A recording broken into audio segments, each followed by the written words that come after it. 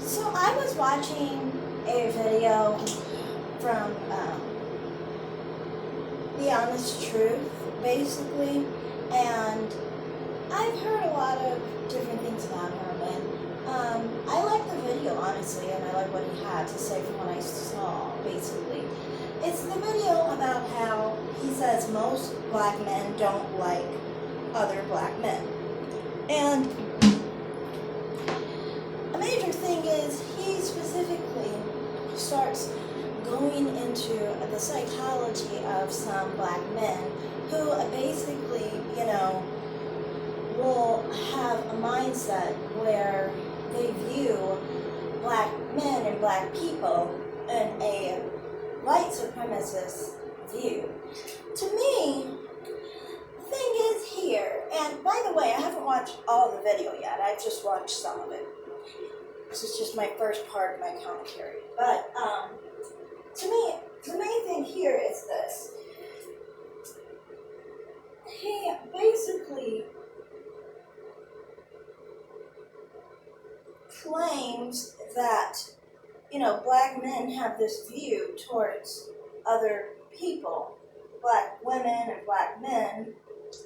But from my perspective, it's almost like, to me, I've honestly seen it where it comes from both. See, black men and black women, many of them have that view towards each other. That's just how it is. And the reason that is, I think, is because he started talking about how black, men have the same view as white slave owners did of old, that were racist. You have to understand, though, what is a black person? What is a black American? I mean, they are literally somebody who is an American descendant of slaves. That's what a black American is. If you understand what does it entail, basically, to be a slave? What did it entail? It's like, we all know that slavery was different in different cultures and different countries.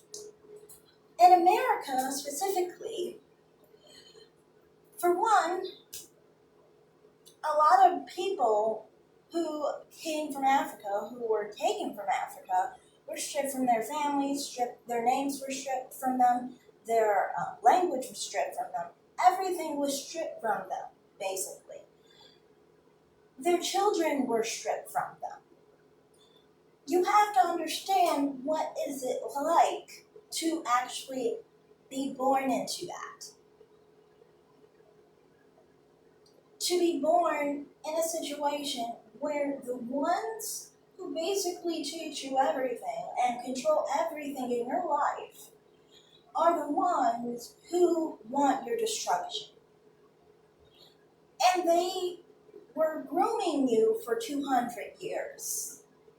So to me, it's like, you understand how many generations are in 200 years of people? Of course, those people don't have any pride or love for themselves, for their people, for other black people. Because they didn't grow up, they weren't passed down any sense of self, any sense of love for oneself. They didn't have any sense of dignity. They didn't have any sense of anything. And all because they were black. Of course, if you get into the whole story of Josiah Henson and how they were saying that, he was saying how he was basically a slave who freed 500 slaves by helping them escape to Canada. And basically, the reason he was called an Uncle Tom was because of a term that basically white slave owners would use against someone like that, because obviously they wouldn't like someone who's trying to run away from slavery or help others, So So he was trying to show how, that's passed on to black people who use that same term. And to me, it's like this. You know, people use that term and they use that mentality towards other black people because, like I said, these were the people that basically built their foundation. They built everything for them in this country, basically. Um, the mindset, I'm saying. I'm not saying as in wealth or, how people say, like, they formed this country or anything like that. I'm saying they formed their mindset because you have to understand how child development works. You have to understand how infancy works. You have to understand how adolescence works. If you understand those things, you'll understand that, black people who were slaves were just as human as anyone else. They had the same needs as anyone else. If they didn't have those needs met, things would go wrong, just like anyone else. So to me, it's kind of like, it's kind of a thing where, in my experience, from what I've seen, it seems like it's not just black men, in my opinion. It's generally seeming like black men and black women. I think it comes from specific families that had systematic, generational abuse from slavery, basically. And because of that, obviously the mindset of being black is going to change for those people because the African people did not have this view on being black because they were in their own homeland and they were proud of who they were because their parents taught them that and so forth because that was the norm for them. Out here, we were raised, it was different. They were raised by people who were not at all in their best interest. They were looking for the best way to destroy them, basically, to make them work for them so then they would not want to run away. I mean, you have to think, how many people were slaves compared to people who were free on each plantation?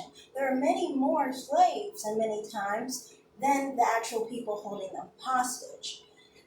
So obviously, it was not a physical game, it was a mental game.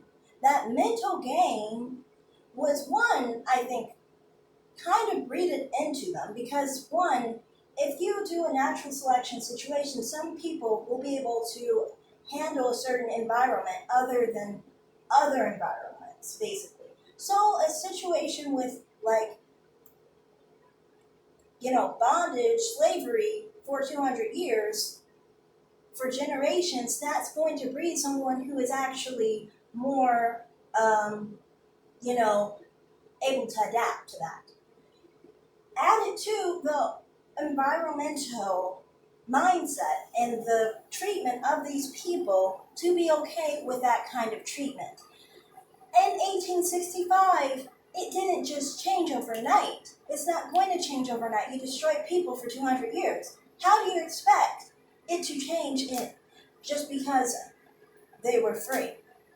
Then after that, 100 years later, still the same affirmation that black people were inferior was inbred in these people by the people in power. So obviously, this situation was ingrained for 200 years forcibly, then ingrained systemically for 100 years. Nowadays, I understand. People are like, it's not like how it used to be. And I understand that. But how many generations have we had since the 60s? We've only had 2 generations. And you expect people to be fixed that quickly? Families are so broken because of what happened to them. So, of course, their mindset on black people is going to be negative. Now, with that in mind, of course, it's no excuse. The whole situation of violence and drug dealers and criminals in the black community perpetrated by black men is not acceptable. But it's explained as to why they target black people. And the reason they target black people is because they hate black people. And the reason they hate black people because it's been systemically ingrained in their families for 300 years. Obviously, this isn't going to change just because you said you can get a job and become president. That's not going to change overnight like that. There's tons and tons of families who have been broken for 300 years. And that's all I have to say. I would like to say one other thing, actually. Also, another aspect to this is, to me, racial mixing. And the reason I say that is because, well, it's not racial mixing in total, obviously, like in regular life. I'm talking about the history of Black Americans. Racial mixing, obviously, we know where it comes from. And if you pay attention to that whole psychological situation going on there, if you have siblings, father,